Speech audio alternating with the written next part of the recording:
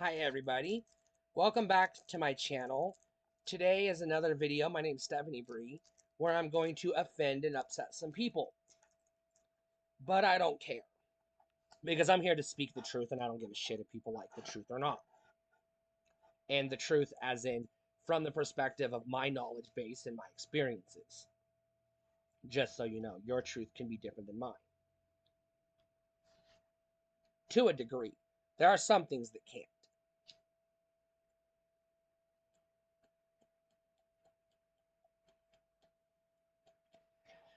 So we're talking about, as the title suggests, separating the art from the artist. Now I'm going to extend this beyond just art to business and other facets of life. And the reason why I'm doing this video is because I have friends who I respect tremendously, who hold very strong opinions about political topics, who go out of their way to tell people what they're allowed to like or not allowed to like.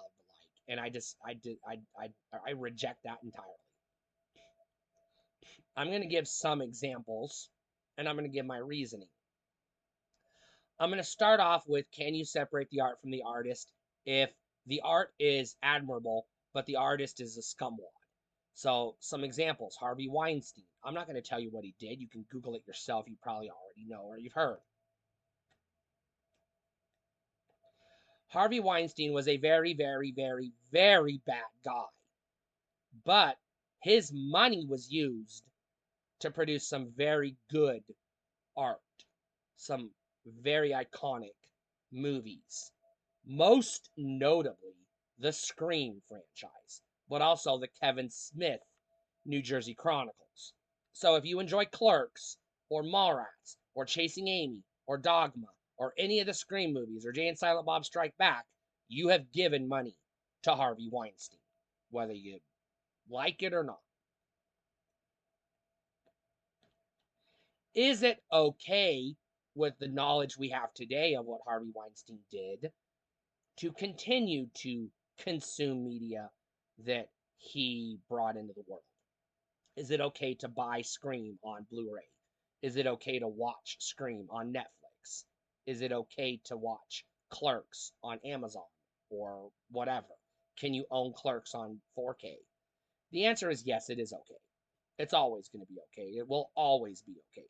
Because one, even though he was a scumbag who benefited from it, there are other people who didn't, who did benefit from it, who were good people, who didn't know any better.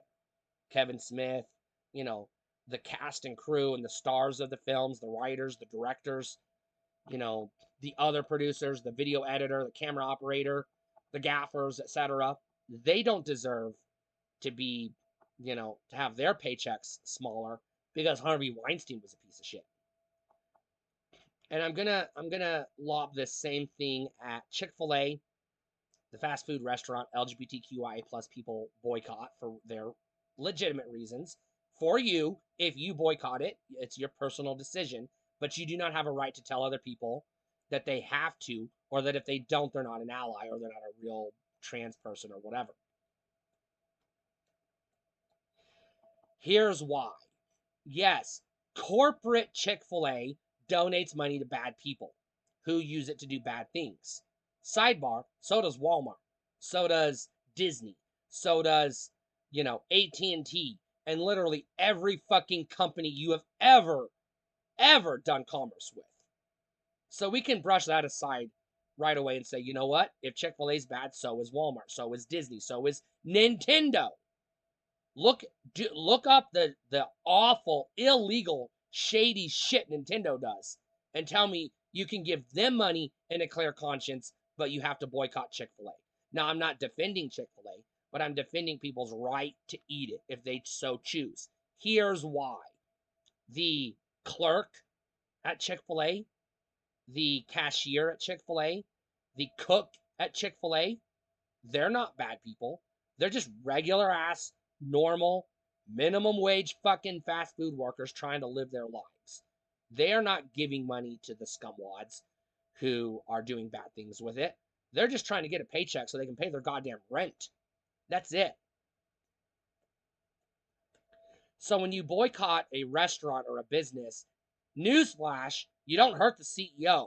Even if the CEO is the piece of shit you're trying to hurt. You don't. They got their goddamn money. They're going to get their money. They'll always have their money. There's nothing you can do to hurt them. The people you're hurting are the good, normal, average, everyday people trying to make a fucking living.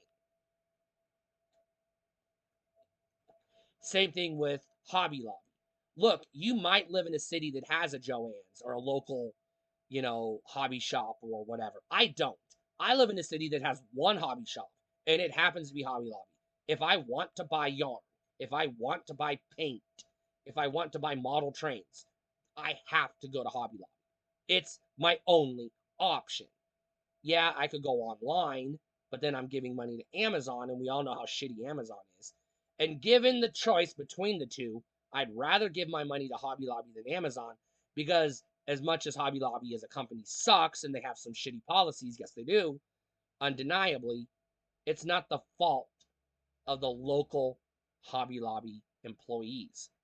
They're the ones you're hurting. You're not hurting the CEO. You're not hurting the politicians and the super PACs that benefit from them. You're hurting regular good people in your neighborhood that are just trying to earn a living.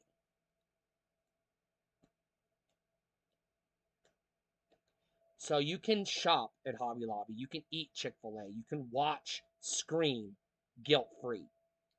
I'm going to extend this to Harry Potter, but I'm going to do a whole video on Harry Potter. Now, yes, Harry Potter's a little bit different, mostly because, again, uh, the the bitch whose name we do not speak gets off on attacking trans people. She does. It's like a fucking, or he, fuck her, fuck him. I'm gonna call him a him, because if he's gonna misgender me, I'm gonna misgender him. So he is a piece of shit. Fuck him. I don't give a fuck. You know who he is. So, yes, when you buy a Harry Potter book, or a Harry Potter video game, or a Harry Potter movie on DVD, or you watch Harry Potter on HBO Max, some of that money, a very small percentage of it, is going to go back to Scumwad. It is. But some of that money is also going to go to the good people that work at HBO Max who, have to program the servers. Some of that money is going to go to your local bookstore that sold you the book. You know, again, the local people just trying to make a living. Some of that money is going to go to Warner Brothers because they own the rights to publish the movies. Some of it's going to go to whoever made the video games. A lot of it is going to go to the retailer that you bought it from, whatever it is. And portions of it are going to go to the people that made the films, the actors, the directors, the good people who rejected Scumwad's comments. So again, you're not hurting Scumwad by boycotting Harry Potter. You're hurting good people who didn't know Scumwad was a piece of shit. You can debate until you're blue in the face whether or not Harry Potter as content is problematic, but you have no right to tell somebody, look, if you enjoy Harry Potter, you cannot be an ally. You have no right to say that. Here's why. This is what it all boils down to. Life is too goddamn short, and we all know this. Life is too goddamn hard. Life fucking sucks. Anything, any small thing, no matter how small it is, that can bring you as a person a little bit of joy, a little bit of stress release from how shitty life is, a little bit of pleasure is worth the trade-off. Because yes, sometimes good people get hurt and it sucks, and we have to do something about that. We have to make changes. We have to identify the bad people and make them pay for their crimes. But you're still allowed to enjoy the works of art that they produced, even if they're bad people. You can be a trans person and you can hate, you can vehemently hate Alice Cooper for the garbage he said, and you can still listen to Feed My Frankenstein, and you don't have to give a fuck what anyone tells you. You can know in your heart that Brian Warner is a piece of shit who belongs in prison, or worse, and you can still enjoy listening to The Dope Show or The Beautiful People, and no one has a right to tell you otherwise.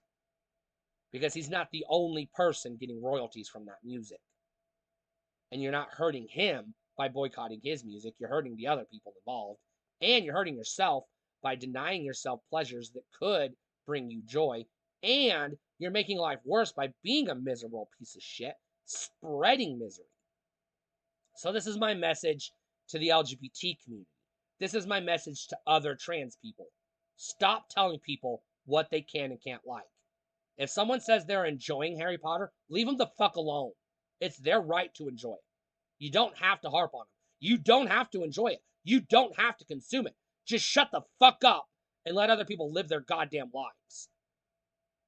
And I don't give a fuck if this offends you, because my life is miserable, and I'm going to do whatever I have to do to make it less miserable for me. And if that means I got to sit down and watch 8 hours of Harry Potter on the weekend, it's none of your goddamn business. If that means I have to go to Hobby Lobby and buy some paints to, put some, acrylic on the canvas to unpack my brain, I'm going to do it, and you don't have any fucking say in it. And when the mood strikes me, I'm going to watch Scream. I'm going to watch Clerks. I'm going to listen to Marilyn Manson and Ace of Base. And you can't fucking change my mind or stop me. You can't do a goddamn thing about it. So fuck you if you have that issue. Fuck you. This goes the same to the bigots who boycott Bud Light. You're not hurting the CEO who made Bud Light. You're not hurting the trans woman who got her money from the Bud Light endorsement. You're hurting the people at the local grocery store trying to sell Bud Light, and you're hurting the people at the Bud Light bottling factory who are just trying to make a living. It goes both ways.